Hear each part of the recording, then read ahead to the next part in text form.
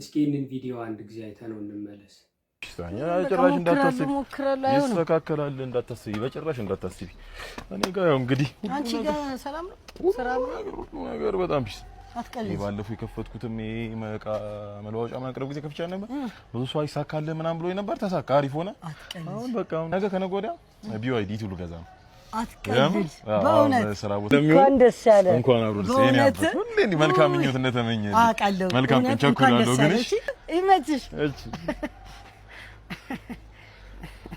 እንዴት ነው ታባቢ? አለ አንድ ጓደኛዬ ነግሬት የለ ኢቱ ሊገዛ መኪና BYD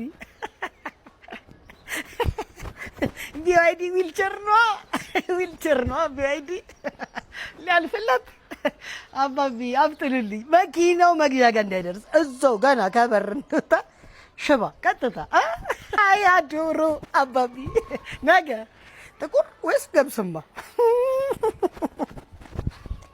አይ በረገዳለ ይዘጋል።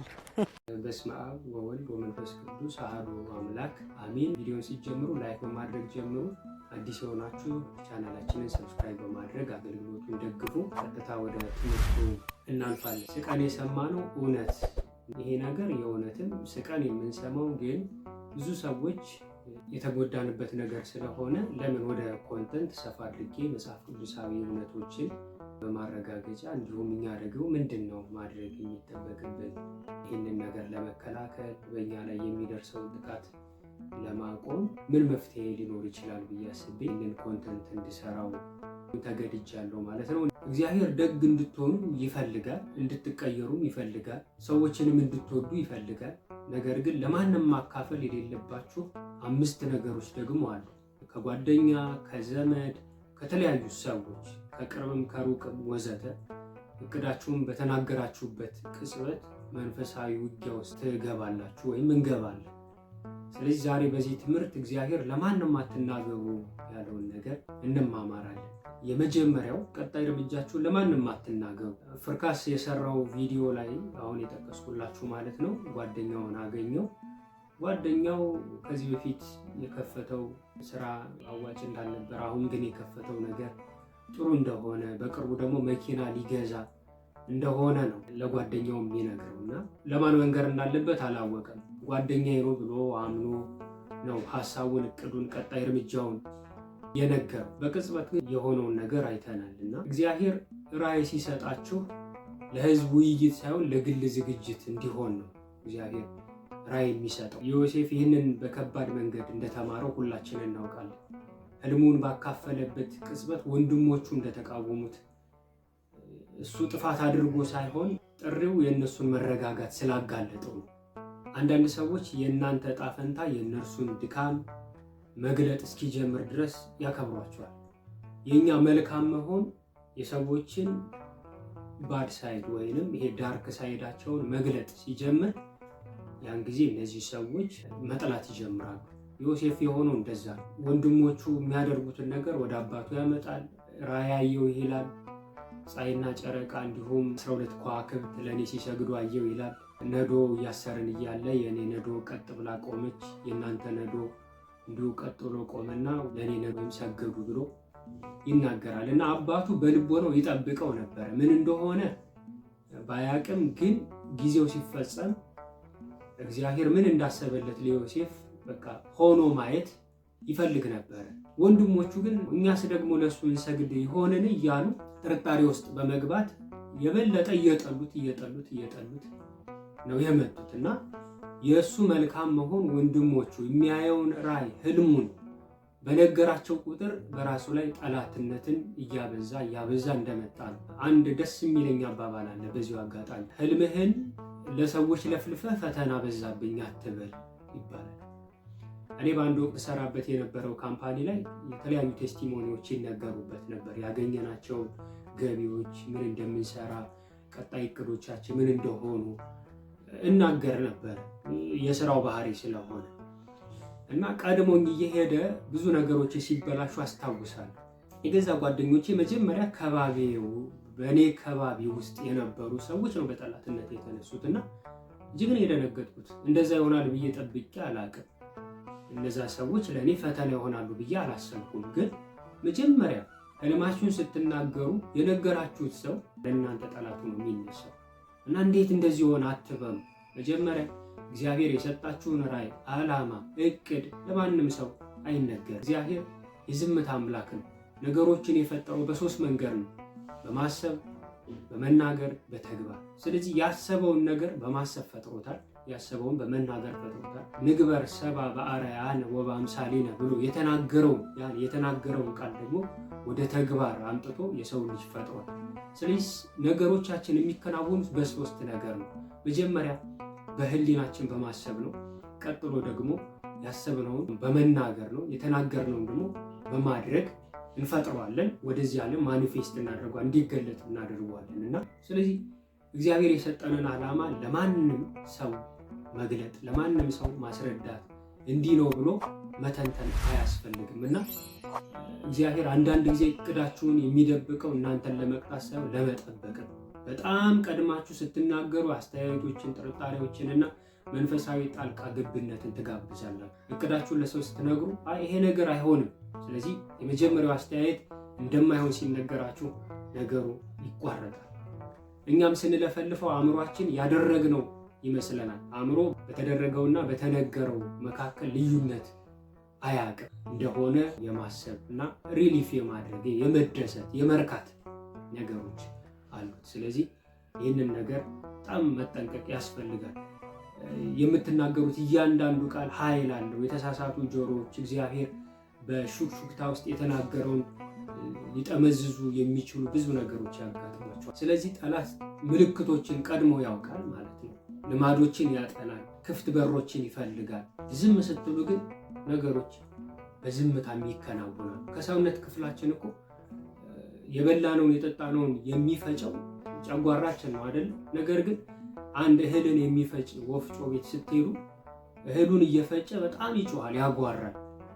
ጨጓራ ግን ሲፈጭ አይሰማም። ክርስቲያን ነገሮችን ይሰውራል። ለማንም ሰው ይህንን እያደረኩ ነው፣ እንዲህ እያደረኩ ነው ብሎ አላስፈላጊ ለሆኑ ሰዎች መናገር ተገቢ አይደለም። ማወቅ ያለባቸው ነገር ካለ በጥቂቱ ሊያውቁ ለሚችሉ ሰዎች ብቻ ለይቶ መናገር ተገቢ ነው። ስለዚህ በምሳሌ ምዕራፍ 29 ቁጥር 11 ላይ ሞኝ ቁጣውን ሁሉ ያወጣል፣ ጠቢብ ግን በውስጡ ይይዘዋል ይላል። ስለዚህ ጠቢብ በውስጡ ይይዛል። ስለዚህ አንዳንድ ራእዮቻችን በጸጥታ ውስጥ በጥሩ ሁኔታ ያድጋል። ዛፍ ሲያድግ ማንም ሰው አይሰማም። ሲቆረጥ ግን ድምፅ እያሰማ ይወድቃል። ሲቆረጥ ድምፅ አለ፣ ሲወድቅም ድምፅ አለ። ዛፉ ሲያድግ ግን ማንም ሰው ድምፁን አይሰማም። ስለዚህ ራእዮቻችን ማደግ ያለባቸው በዝምታ ነው ለማለት ነው። ሁለተኛው ደግሞ እግዚአብሔር በሚስጢር የነገራችሁን ሁሉ ለማንም አትናገሩ። ለዚህ በጣም ትልቁ ማሳያ ሆኖ የሚነገርለት ሶምሶን ነው። ሶምሶን የፀጉሩ ኃይል ምን እንደሆነ እሱና እግዚአብሔር መልአኩ እናቱና አባቱ ነው የሚያውቁት። ነገር ግን የሆነውን ሁላችንን እናውቃለን። ለብዙ ዘመናት የደበቀው በአንዲት ሴት ፍቅር ወድቆ ሚስጢሩን እግዚአብሔር የነገረውን ሚስጢር ለእሷ ነግሯታል። ኃይሉ ምን እንደሆነ ነግሯል። ኃይሉን፣ ጥበቡን፣ ማስተዋሉን አሳልፎ ስለሰጠ በዚህ ምክንያት ብዙ ነገሮችን አጥቷል። ፀጉሩን እንዲቆረጧል፣ ኃይሉ ከዳው፣ እግዚአብሔር ከሱ ተለየ። አይኑን አወጡት። ሁለቱን አይኖቹን ነው ቀጥታ ያወጡት። ከዛ በኋላ ደግሞ ወስደው እህል ፈጫ አደረጉት። ብዙ አንገላተውታል፣ ዋጋ አስከፍለውታል። ስለዚህ እግዚአብሔር የሚናገራቸው ነገሮች ለመግለጥ እንጂ ለወሬ አይደሉም። እኛን የሚናገረን ነገሮቹን ሊገልጥልን ፈልጎ ነው እንጂ አውሯቸው እያለ አይደለም። እግዚአብሔር የተናገረን እንድንናገረው ሳይሆን እግዚአብሔር የነገረን ነገሩን ግልጥ ለማድረግ እንድንረዳው ለማድረግ ነው እንጂ የወሬ ርዕስ አድርጎ እየሰጠን አይደለም። ስለዚህ በሹክሹክታ የነገራችሁን ነገር ማስጠንቀቂያ፣ ህልም ወይም እምነት፣ እንደዚህ ይሰማኛል፣ እንደዚህ አየው፣ እንደዚህ አለምኩ ብላችሁ ስትናገሩ ለጠላት በር እየከፈታችሁ ነው። ስለዚህ እግዚአብሔር በሚስጢር የነገራችሁን ለማንም ሰው የመናገር ግዴታ የለባችሁ። ምክንያቱም አንዳንዶች የማይረዱትን ነገር ያፌዙበታል። አስታውሳለሁ እኔ ህልሜን ስናገር ለሰው ዓላማዬን ስነግራቸው ያፌዙ ነበር። እግዚአብሔር የሰጣችሁን መክሊት ለሰዎች እንደዚህ አይነት መክሊት አለኝ ስትሉ ተገቢ ያልሆነ ቦታ ላይ ስትናገሩት ሰዎች ይስቁባቸዋል። ዓላማና ራዕይ የሌላቸው ሰዎች በሰዎች ያሾፋሉ፣ ያፌዛሉ። አንዳንድ ሰዎች የገሌ ሳቁብኝ እኮ ስነግራቸው ምናምን በቃ የሚስቁባችሁ ሰዎች የእናንተ እውነተኛ ጓደኞች፣ ወዳጆች አይደሉም። ነገ ስለምታሳልፉት መንፈሳዊ ህይወት ልታሳኩ ስለምትፈልጉት ነገር ስትነግሯቸው የሚስቁባችሁ ከሆነ ከነዚህ ሰዎች ፈጥናችሁ ራቁ። ምክንያቱም እነዚህ ሰዎች የእናንተ እውነተኛ ወዳጆች፣ ጓደኞች አይደሉም። ሌሎች ደግሞ ይጠመዝዙታል። ነገሩን ትዊስት እያደረጉ ወደ ሌላ ወደ ሃይማኖት እኔ ሰራበት የነበረው ካምፓኒ ላይ ጭራሽ ለሰዎች ዓላማ፣ እቅድ፣ ራዕይ ብዬ ሳወራቸው ጠምዝዘው ከሃይማኖት ጋር እያይዘውት ያውቃሉና ብዙ ፈተና ብዙ መከራዎችን አይቼበታለሁ። እዚህ እመቤታችን ቅድስት ድንግል ማርያምን አስታውሱ። መልአኩ መጥቶ የነገራትን ያንን ትልቅ የምስራች የእግዚአብሔርን ልጅ እግዚአብሔርን እንደምትወልድ በነገራት ጊዜ ለማንም ሰው ለማብራራት እንደዚህ ነገር አየው ብላ ለማረጋገጥ አልሮጠችም። ያየችውን ራዕይ ያየችውን ያን ደገኛ የሆነ ራዕይ ትክክለኛ ከእግዚአብሔር የመጣውን ድምፅ ለሰዎች አሳልፋ ስትሰጥ አንመለከትም። እሷ ግን በተቃራኒው ምን አደረገች ይላል ቃሉ? እነዚህን ነገሮች ሁሉ በልቧ ትጠብቀውና ታንሰላስለው ነበር ይላል ሉቃስ ወንጌል ምዕራፍ 2 ቁጥር 19። በልቦናችን ማንሰላሰል፣ በልቦናችን መጠበቅ የእግዚአብሔር ጊዜ እስኪገለጥ ድረስ ያሳየን ራዕይ፣ የነገረን ህልም፣ በልባችን ውስጥ የተከለው እምነት እስኪበቅል ድረስ ለሰዎች እስኪታይ ድረስ ለማንም ሰው ማብራራት መግለጥ የለብንም። በልቦናችን መጠበቅ ያስፈልጋል። የበቆሎ እሸት ይሄ ሽፋኑ ከተነሳ ወፍ እንደሚጠረጥረው ሁሉ ነገሮቻችን ከገለጥናቸው ወፍ የተባለ ዲያብሎስ፣ ወፍ የተባሉ ክፉ ሰዎች ነገሮቻችንን ይበትናሉ፣ ይበላሉ፣ ይቆረጥሙታል።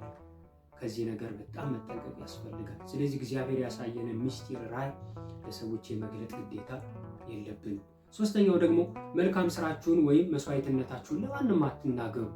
እኔ እንደዚህ መልካም ነገር አደረግኩ አትበሉ። ለምን መሰላችሁ? ይህንን እምላችሁ እናንተ እንዳደረጋችሁት ካወቁ ይህ ሰው ገንዘብ አለው፣ ይህ ሰው ጥሪት አለው፣ ይህ ሰው እንደዚህ ነው፣ ስለዚህ አቅጣጫው ሁሉ ወደ እናንተ፣ ጦሩ ሁሉ ወደ እናንተ፣ የክፋት ሰራዊት ሁሉ ወደ እናንተ ይመጣል። ገቢ ብታገኙ ገቢያችሁን ደብቁ። መልካም ብታደርጉ መልካምነታችሁን ደብቁ።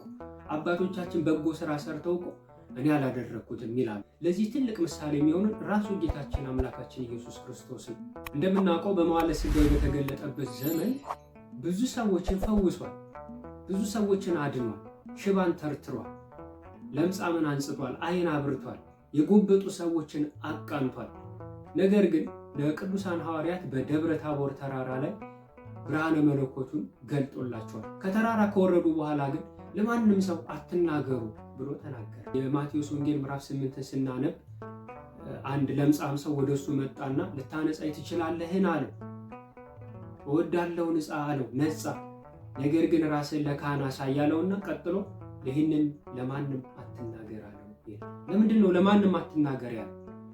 አንደኛ ራሱ ክርስቶስ ያደረገው መልካም ነገር በሰሙ ጊዜ ጠላቶቹ የተደረገው መልካም ነገር እየበዛ የተነገረ ስለመጣ ነው። ክርስቶስ የተሰቀለ ያለ ጊዜው እንዳይሰቀል፣ ያለ ጊዜው እንዳይሞት፣ ሞቱን እንዳያፋጠንበት ያስተላልፍ የፈለገውን ወንጌል ገና አልፈጸመም።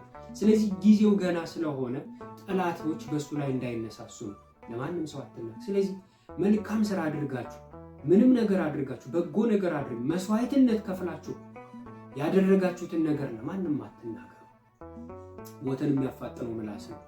በልቦና ውስጥ ሐሳቡን የሚሰውር መልካም ነገሩን የሚሰውር ሰው ረጅም ዘመንን ይኖራል። እግዚአብሔር አምላክ 2 ጆሮ 1 አፍ የሰጠን እኮ ብዙ እንድንሰማ ጥቂት እንድናወራ። ስለዚህ መለፍለፍ የለብንም። ምንም ነገር መተንተን፣ ምንም ነገር ማብራራት የለብንም ማለት ነው። ስለዚህ ጌታችን ኢየሱስ ክርስቶስ በማቴዎስ ወንጌል ምዕራፍ 6 ቁጥር 3 ምጽዋት ስታደርግ ቀኝህ የምታደርገውን ግራህ አይወቅ ይላል። ስለበላን ስለጠጣን፣ ስጋዊ ምግብ ስለበላን ስለጠጣን ከሰው ምስጋና እንደማንፈልገው በጎ ነገር ስናደርግ ከሰው ምስጋና አንፈልግ። ለምን ካልን በሚስጢር የሚያይ አባታችን በግልጽ የሚከፍለን እውነተኛ አምላክ ስላለ። ማቴዎስ ወንጌል ምዕራፍ 6 ቁጥር 4 ላይ ነገሮቻችንን ስንሰውራቸው ራሱ እግዚአብሔር በፈለገ ጊዜ ይገለጣቸው። እሱ ሲገልጣቸው ከከበባ ጋር፣ ከቅጥር ጋር፣ ከጥበቃ ጋር ይገልጣቸዋል። እኛ ስናወራው ግን ምንም አይነት መንፈሳዊ ሽልድ ስለማይኖረን ለጠላት ተላልፈን ይሰጣል። ስለዚህ ነገሮቻችንን እንሰውር። 4ኛው ስለ ድክመቶቻችን ለማንም መናገር የለብንም። በነገራችን ላይ ትህትና ይመስለናል አይደል? እኔ እኮ እንደዚህ ጉንፋን ያመኛል እንደምንለው ድክመታችንን ስንነግራቸው ሁልጊዜ ያን ድክመት እያነሱ እኛን ማጥፋት ያለ ለሰዎች ክፍተታችሁን ማሳየት ማለት ለማይገባቸው ለክፉ ሰዎች የጸሎት ርዕስ አይደለም። እውነተኛ ለሆነ መንፈሳዊ ሰው ግን ነገራችሁን ስትገልጡለት ምን እንደሚያስብ ታውቃላችሁ? ለዚህ ሰው ልጸልይለት ነው የሚለው። እኔ የእናንተን ድክመት ሳውቅ እውነተኛ ሰው ከሆንኩ ለእናንተ ልጸልይላችሁ ነው የሚያስፈልገው። ምክንያቱም ያ ድክመት እግዚአብሔር እኔ እንዳየው ያደረገኝ እንጸልይላችሁ ነው እንጂ እንዳማችሁ አይደለም። እንጸልይላችሁ ነው እንጂ በድክመታችሁ እንጨት እንድሰድ ቁስላችሁን እንድቆሰቁስ የበለጠ እንዳደማው አይደለም። እግዚአብሔር ያሳየ ድክመታችሁን እንድጸልይበት። ብዙ ሰዎች ሲተዋወቁ ይጣላሉ እና ምን ይባላል? ስንተዋወቅ ምንጠላላ ወይም ምንጣላ ከሆነ የፍቅራችን መሰረት አለመተዋወቅ ነበር ይባላል። እውነት ነው። ምሳሌ 4:23 ላይ ምን ይላል? አይምሮህን ከሁሉ በላይ ጠብቅ፣ የሕይወት መውጫ ከእርሱ ነውና። እግዚአብሔር እየሸፈነው ያለውን ቁስላችሁን ለሰው ስታሳዩ ሊዘጋው ያለውን ነገር ለዝንብ እያሳየ የበለጠ ቁስሉ ጥዝጣዜ የበለጠ እንዲመረቅስ እያደረግነው። አምስተኛውና የመጨረሻው ስለ በረከቶቻችሁ ሁሉንም ነገር ለማንም አትናገሩ። እግዚአብሔር እንዲያድርጎልኝ፣ እንዲያግኝቼ፣ እንዲበልቼ፣ እንዲጠጥቼ እያላችሁ ለሰዎች አትናገሩ። ሁሉ ሰው ስለ እናንተ ደስተኛ አይሆንም። ለማንም ሰው መናገር የለባችሁ። አንዳንዶች በግልጽ ያመሰግኗችኋል። አንዳንድ ሰዎች በግልጽ ቢያመሰግኗችሁ በሚስጢር ግን ይቀኑባችኋል። ሰዎች በሰዎች ላይ ክፉ ነገር እያደረጉ ክፉ መናፍስትን ወደ ሰዎች እየላኩ ዛሬ ጸበል ቦታ ላይ ጤናቸውን አጣው ብዙ ነገሮችን ህይወታቸው ላይ ብዙ ነገር እያጡ ያሉት በዚህ ምክንያት ነው። ዛሬ ባትናገሩስ ለሰዎች ያላችሁን ባትገልጡም እኮ ድሃ ብትሆኑ በእናንተ ላይ ማይደረግ ነገር እኮ የለም። የሚሻለው ምንድን ነው ካለ እግዚአብሔር የሰጠንን በረከቶቻችንን በጸሎት መጠበቅ ነው። ሮበርት ግሪን የጻፈው መጽሐፍ ላይ አንድ ደስ የሚለኝ አባባል አለ። ፈጣሪ ሆይ ከጠላቴ ራሴን እጠብቃለሁ፣ አንተ ከወዳጆቼ ጠብቀኝ ይላል። ከጠላቶቼ ራሴን እጠብቃለሁ ማለት ጠላቴን አውቀዋለሁ። ወዳጅ ግን ጠላት ይሁን ወዳጅ ይሁን አታውቁም። ሸንጋይ ይሁን የእውነተኛ ሰው ይሁን አናውቅም። ይህን ሁሉ የነገርኳችሁ ጥርጣሬ እንዲገባችሁ አይደለም።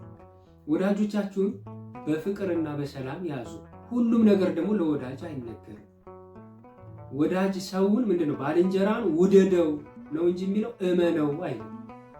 ማመን እግዚአብሔርን ነው። መውደድ ባልንጀራ ነው። መውደድ ጠላትን ነው። ጠላትን ወዳጅን ልትወድ ትችላለህ፣ ነገር ግን የሚታመን እግዚአብሔር ብቻ ነው።